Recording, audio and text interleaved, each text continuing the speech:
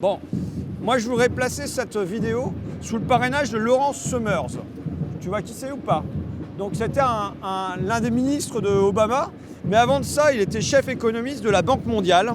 Et en 1991, il fait cette déclaration. Juste entre vous et moi, c'est une note interne à la Banque mondiale.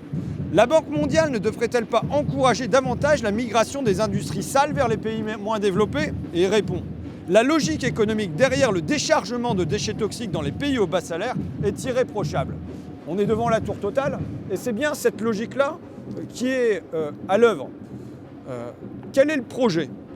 Le projet là, qui s'appelle Galaxy, tu vois comment ils sont modestes, hein. Tu es chez EDF, c'est le projet, il est Hercule. Tu te retrouves chez Total, autre groupe énergétique, et c'est Galaxy. Tu vois la taille de la tour derrière, je ne sais pas si tu la vois, mais tu dis voilà, c'est vraiment la mégalomanie qui domine. Quel est le projet? Grand Puits, c'est une raffinerie qui existe depuis 1966. Ça a été inauguré par Georges Pompidou. C'était quoi le truc? C'était il y a eu du pétrole sur place.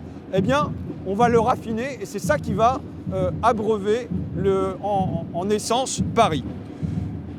Ensuite, il y a eu une disparition progressive du pétrole sur place, il en reste encore un peu, mais on a mis un pipeline entre Le Havre et Grand Puits a raffiné le pétrole du Havre. Et puis là, il y a un trou dans le pipeline. Il y a eu deux fuites, je crois une en 2015 et une autre en 2019, et il faudrait 600 millions d'euros pour le réparer. 600 millions d'euros, c'est sûr que si tu dois le sortir de ta poche, ça fait un peu beaucoup. Mais quand c'est la poche de Total, c'est quand même autre chose. Là, ce matin, Total a annoncé un nouveau versement de dividendes à ses actionnaires. Ils vont être médaille d'or du CAC 40 pour cette année, avec 6,38 milliards d'euros. Donc tu vois, les 600 millions, ça représenterait 10% des dividendes versés aux actionnaires. Et à la place d'investir dans ce pipeline, que décide Total? De faire un plan de licenciement, mais vert, tu vois. C'est du plan social greenwashé. Ils appellent ça la plateforme zéro pétrole, donc le projet Galaxy, qui va produire 200 licenciements directs et 500 indirects. Alors, c'est quand même marrant de se dire que Total, là, se revendique écolo pour faire ses licenciements.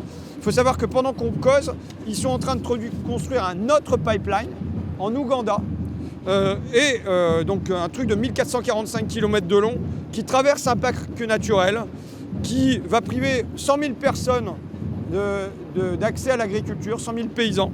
Et il y a 4 rapporteurs de l'ONU qui ont demandé des comptes à Total et qui ont jugé que Total n'avait pas anticipé la violation des droits humains. Peut-être qu'il l'avait très bien anticipé, mais qu'il s'en foutait. Mais bon, ça c'est un autre sujet. Mais donc voilà. Alors là, je parle de l'Ouganda, ça me fait penser au Rwanda, parce que quand j'ai interpellé Patrick Pouyanné, le PDG de Total, en lui disant « Mais là, votre projet, c'est quoi? Vous n'imaginez pas 1,5 degré d'augmentation du climat, même pas 2 degrés, même pas 2,5 degrés. Votre scénario, c'est 3 degrés ou 3,5 degrés et vous le jugez plus pragmatique. Mais à 3 degrés, qu'est-ce qui se passe? La photosynthèse, elle s'inverse. C'est-à-dire que les plantes, à la place d'absorber du CO2, elles rejettent du CO2. Voilà ce que vous êtes en train de faire. C'est-à-dire que vous êtes en train de perdre la Terre. Bon, et il me dit, mais non, moi je suis écolo parce que l'été, je vais voir des singes au Rwanda. Tu vois, l'écologie, c'est des voyages comme ça pour aller voir les orang-outans. Bon, donc là, on a donc un patron écolo avec un projet écolo, le projet Galaxy, où on ne va plus faire de pétrole, on va faire des agrocarburants. Et là où il y a pour moi un double objectif de Total, le premier objectif, c'est évidemment de licencier pour faire des profits et pas investir les 600 millions d'euros. Mais il y a un deuxième objectif qui pour moi est beaucoup plus idéologique, c'est de rendre l'écologie antipopulaire. C'est-à-dire que si on fait rimer écologie avec chômage, avec licenciement, avec plans sociaux, qu'est-ce que ça produit? Ça produit que les gens vont détester ça, les ouvriers vont détester ça. Et je pense qu'il y a un vrai projet idéologique là derrière. Et il y avait un piège qui était tendu, à la fois aux salariés et aux écolos. Et ce qui est formidable, c'est qu'à la place de s'opposer là-dessus, les salariés et les écolos se sont tendus la main par-dessus le piège. Ce qui est presque inattendu, parce que moi qui ai 22 ans de plans sociaux à mon actif, on peut dire, tu vois, je suis un professionnel, depuis Yoplait, Whirlpool, Paris Siège de France, Goodyear, tout le pneumatique Conti et ainsi de suite, j'ai régulièrement vu, au contraire, les écolos et les syndicats s'opposer. Tu vois, sur Goodyear, c'était des écolos qui disaient « Bon, bah tant mieux si on ferme une usine de pneus, ça polluera moins. » Bah non, sauf que ça va être produit en Pologne, ça va juste être moins cher, il n'y aura pas d'impôts qui seront payés là-bas, il y aura une moindre sécurité pour les salariés, il n'y aura pas de contrôle des rejets, il n'y aura pas tout ça. Et il y aura des camions en plus, voilà. Et là, ensemble, ils se sont associés pour aller vers un démontage commun. Alors c'est ce document-là. Tu vois, je te le montre. Ce document-là où tu as côte à côte, donc les Amis de la Terre attaquent la CGT, la Confédération Paysanne et Greenpeace.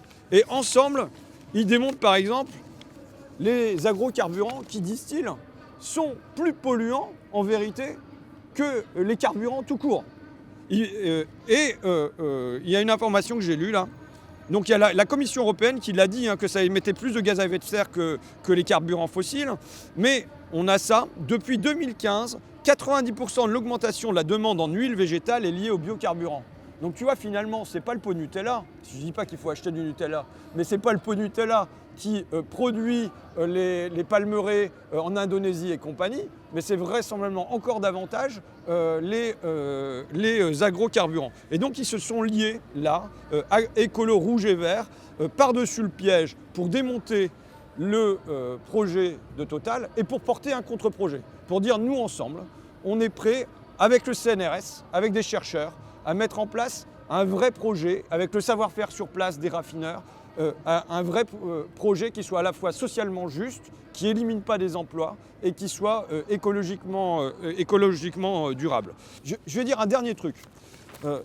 Tu vois, ils ont cherché à rentrer dans la tour, là, à la fois les écolos et Total. Je pense plus les salariés de Total, quand même, qui avaient l'air plus remontés et qui sont un peu plus carrés au niveau des épaules pour aller en première ligne, qui ont plus des têtes de première ligne, tu vois. Ils n'ont évidemment pas pu passer, les CRS se sont opposés, tout ça. Moi, j'espère qu'on regardera ça comme une aberration et que bientôt, non seulement les salariés pourront entrer, non seulement les associations pour l'environnement pourront entrer, mais en plus, ils auront leur siège au conseil d'administration. J'espère qu'on regardera comme une aberration que 100% de l'Assemblée générale, ça soit les actionnaires qui votent, et 100% du conseil d'administration, ça soit des représentants des actionnaires. Le premier étant ici BlackRock. Et que des immenses groupes comme ceux-là, comme Sanofi qui déterminent la politique pharmaceutique, comme Total qui détermine la politique énergétique, soient entièrement confiés entre les mains du capital. J'espère qu'on regardera ça comme une aberration et qu'au contraire, on aura imposé qu'autour de la table, il y ait des représentants des salariés, mais aussi des représentants de l'environnement, des représentants des habitants et ainsi de suite. Enfin, je fais une allusion et je vous conseille une lecture, c'est le bouquin de Nathaniel Rich, Perdre la Terre, qui est quasiment un polar expliquant jour après jour, année après année, depuis les années 70, comment l'industrie pétrolière a lutté contre les réglementations qui pourraient limiter l'effet de serre ou l'éviter complètement. Parce qu'il y a eu un espoir à un moment qu'on arrive à faire sur l'effet de serre ce qu'on a réussi à faire sur la couche d'ozone, tu vois. Et il y a eu des stratégies de démontage, et je pense que ce que fait Total là, quand ils appellent ça une plateforme zéro pétrole et que c'est un projet Galaxy tout joli, je pense que ça participe de cette histoire racontée par Nathaniel Rich dans Perdre la Terre. Bon, allez, on va en réunion de groupe maintenant.